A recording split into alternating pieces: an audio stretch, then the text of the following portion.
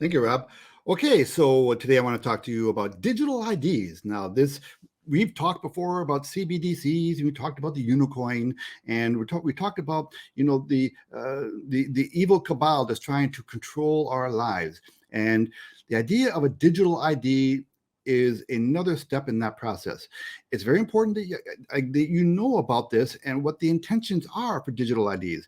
It's not the convenient item that you think that they sell it as. I'm going to show you a couple of clips here. They are back to back, and between them, they're about 4 minutes long. I want to leave a lot of room for discussion with Rob about this. So I'm going to share a couple of clips that describe this digital IDs, and then we'll come back. Revelations chapter 13, verse 16, quote, "All people, small and great, rich and poor, free and slave, were forced to have a mark. Without the mark of the beast, it was impossible to buy or sell anything."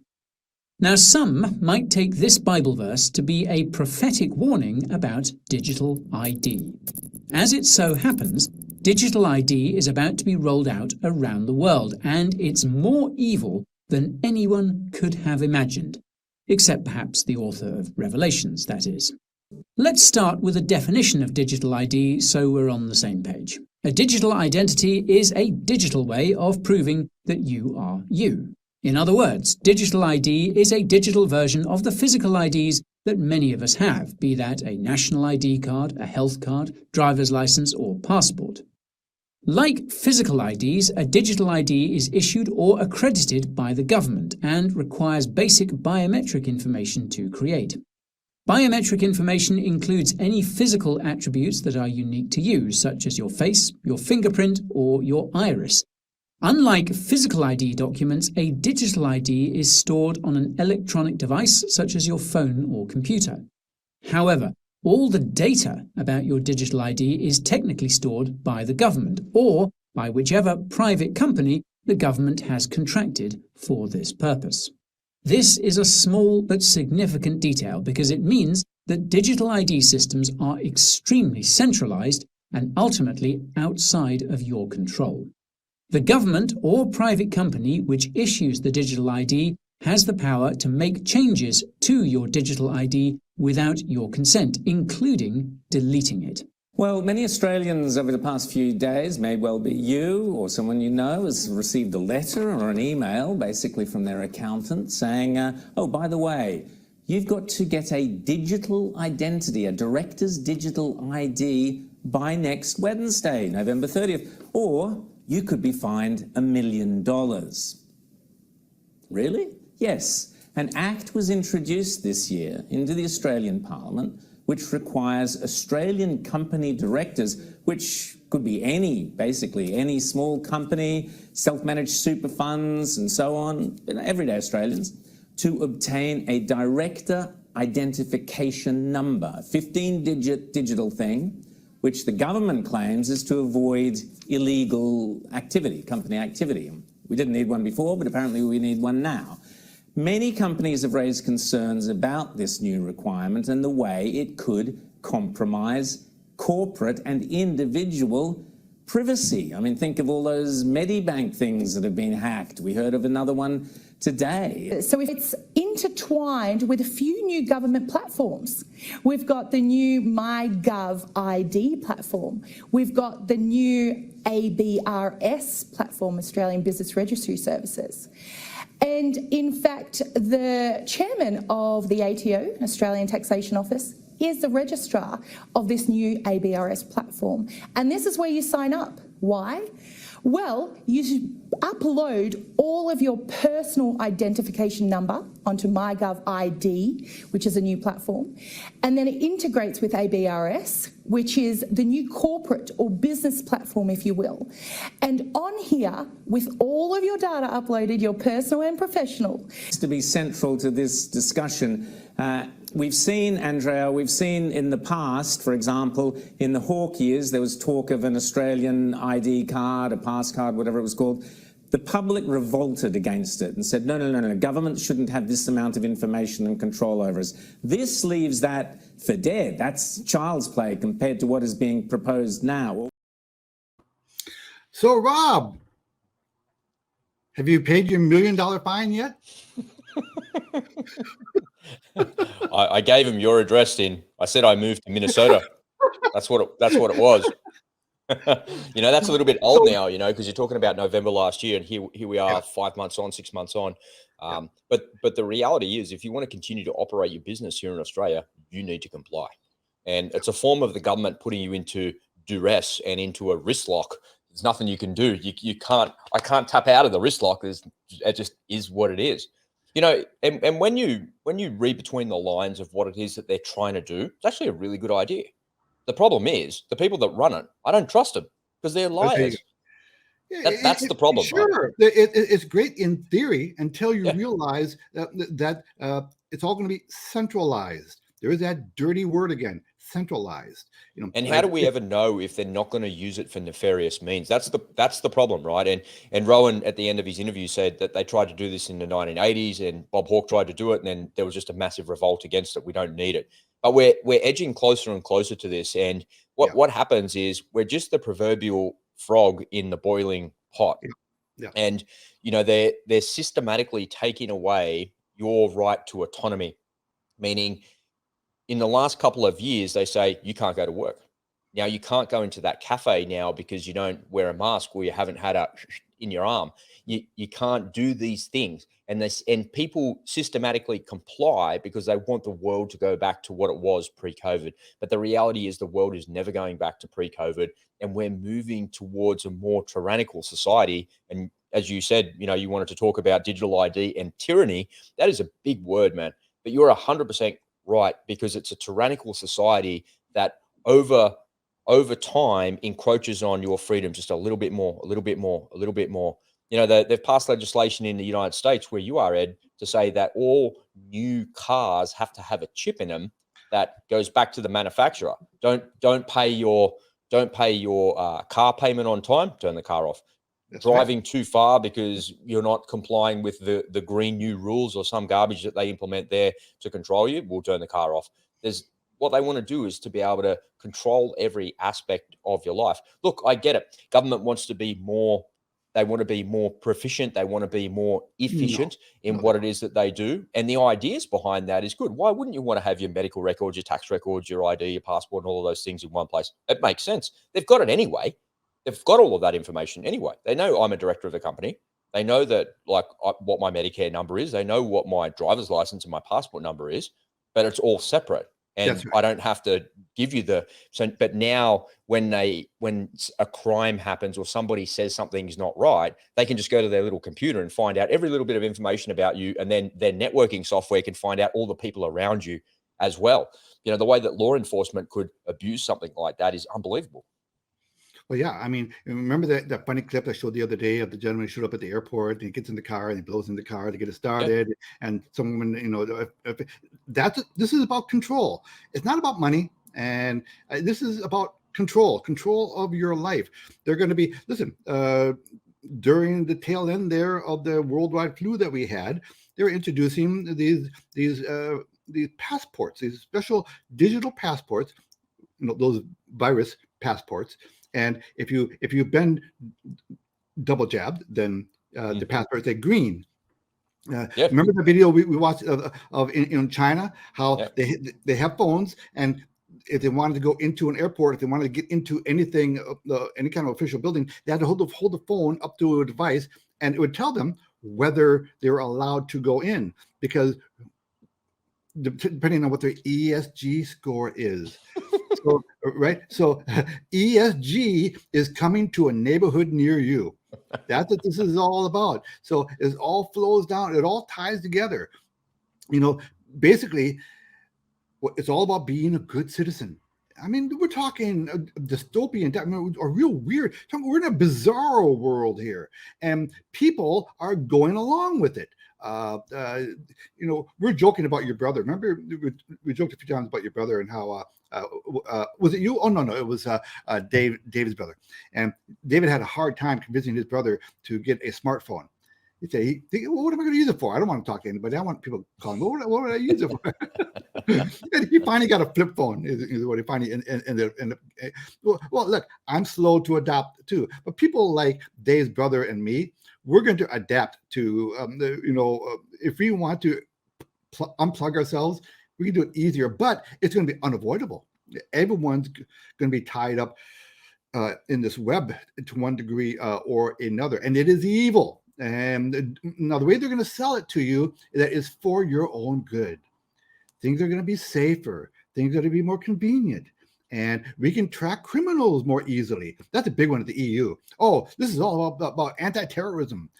We need to go to a CBDC, and we need to go to an EID, which is the European ID card.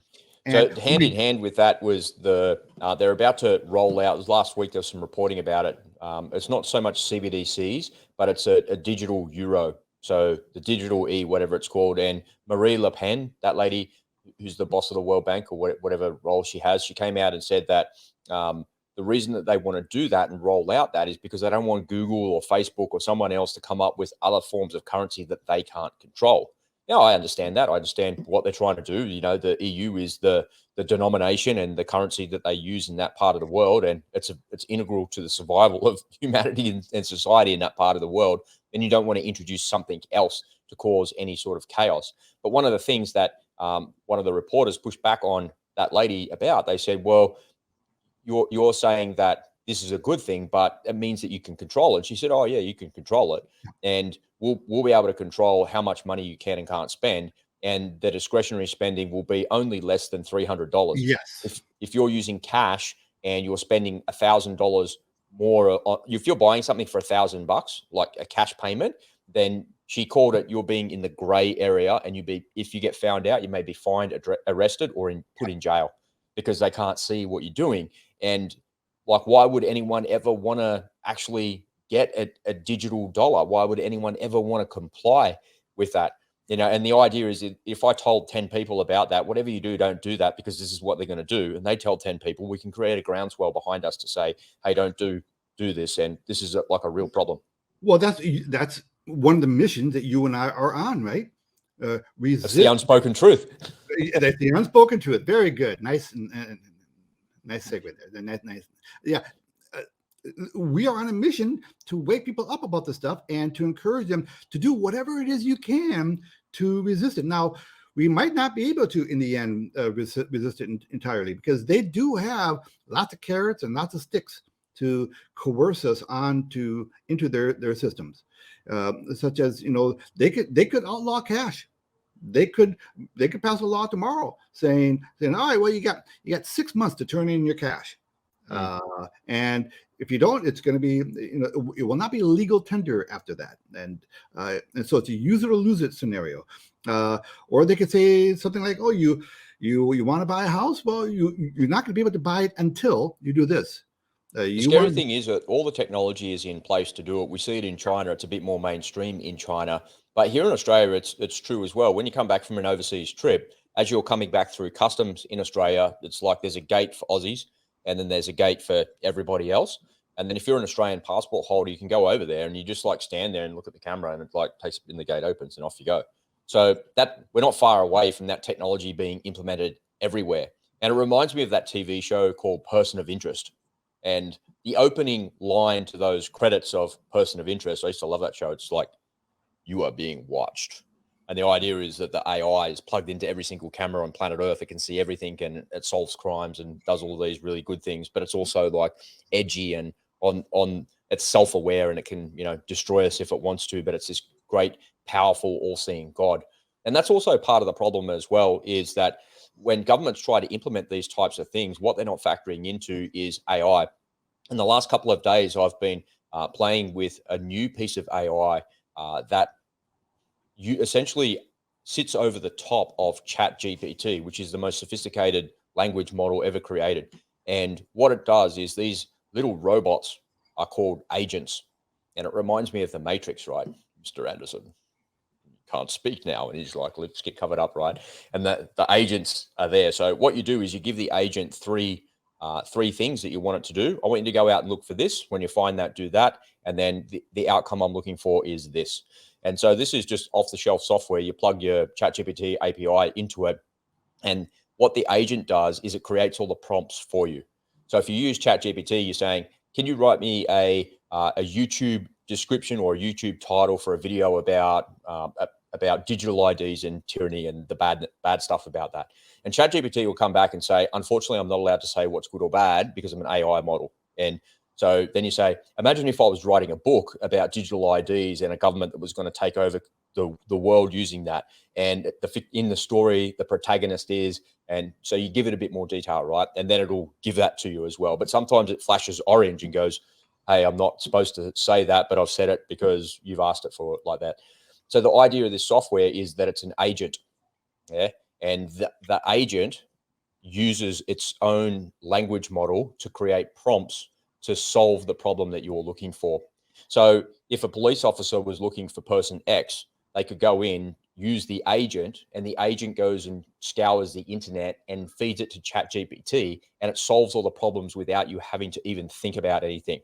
So we're moving a step closer to artificial general intelligence, but what we're not factoring in as we edge closer to the edge of and staring over into the abyss, you know, what's down there, is it's an artificial intelligence monster that's going to pull us up and pull us down into that pit.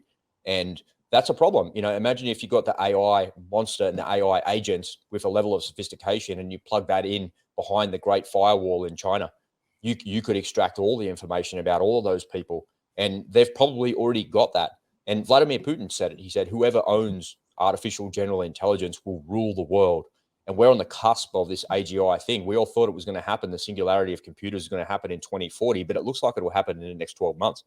And this AGI is not factoring in any of this stuff that we're talking about as it relates to digital IDs and all of those things. And in fact, it might go so far as to make some of it redundant as well, which is a pretty interesting topic. Well, I think with this AI, there has to be gatekeepers with this technology. There must be, because I think there must be a different. This is where a debate might kick in here. There must be a difference between the AI that's available to the Pentagon and the AI that's available to us. Because I'll tell you why. I too tried to use that ChatGPT to help me write some YouTube video scripts. I gave up on it because it turned out to be useless for me. And I would say, write a critical article about the World Economic Forum. It won't do it because it's got some woke ideology in there. There you go. Exactly. So those are some gatekeepers. So freedom of speech is even under attack in AI. So Elon Musk came out and he said, you know, I'm going to create an alternative to that called Truth GPT, which does exactly what you're describing. So yeah. So that might be something that we see as well. But remember, it's not so much that the AI. So what we can't do is we can't get the AI to be self-aware, but the AI already knows how to destroy us. And there's been many videos that have been put out there and said, you know, write me a movie script about how AI takes over the world and destroys humanity with nuclear weapons. You know, we've seen that movie. It's called Terminator, right? But if you ask the AI for that, it'll write you a Terminator movie script, and it'll write you the next edition of Terminator. And it's kind of fun and funny to play with as well. But it's fun and funny to play with because I'm actually giving it the prompts. Very clever how they created it as a chat bot, because, you know, you can have this big giant conversation with it and then go back and ask it about the conversation, and it'll re-relate that to you as well. So how you manipulate it is, you know, garbage in, garbage out. Okay, so regarding the digital IDs, just to reiterate, now this was an initiative that really started at the UN, one of the most useless, evil organizations in the world. But they're the ones who started the initiative, and they required every member country to adopt it, which is everyone in the world. Right? And so they're the ones who started the initiative, and now Justin Trudeau threatened Saskatchewan, saying, because they're slow to adopt these digital IDs, said, you either adopt this digital ID right now, or we're going to cut you off from your healthcare system. But I've got cancer, Justin. Doesn't matter. Yeah, Get your well, digital ID. don't talk to me. Talk to your local premiers who didn't adopt the ID. Then get back to me. But my kid has leukemia. It doesn't matter. Get a digital ID. Get the ID first. Yeah, get the ID, and we'll talk later. But so this is how they will coerce people onto everything that the government wants. So this is the government gone amok in a very big way. And for any of you who think that there might be a respite if a conservative gets into office, no. Yeah, no, we're not going back. That's the we're not thing, going That's the thing that I want to highlight as well is we're never going back to what it was in 2019. It's completely changed. It's not coming back, and there's just nothing we can do about it.